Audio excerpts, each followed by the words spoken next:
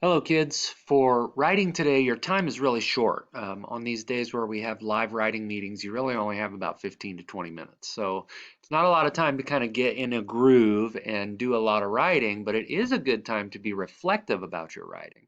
So one of the things that writers do is they really love words, and they try to use words that are powerful and meaningful and interesting.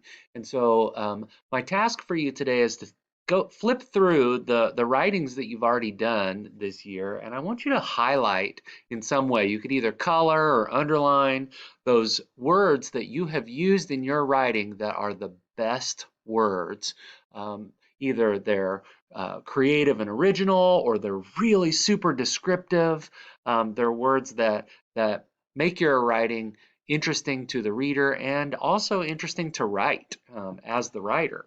And then if you get finished with that with any time to spare, maybe jot down a list of some of your favorite words and think about why you like those words, and maybe make a goal for yourself to use at least so many words that are challenging or interesting or just plain fabulous to you as you do your daily writing.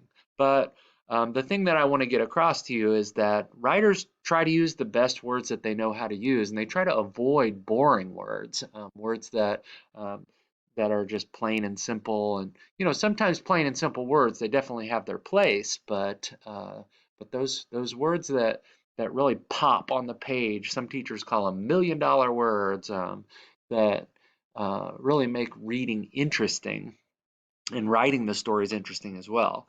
So highlight those words that you've written so far that you really love, that are examples of the best words that you can write, and make a list of new words that are really interesting and fantastic to you. All right, have fun, be creative.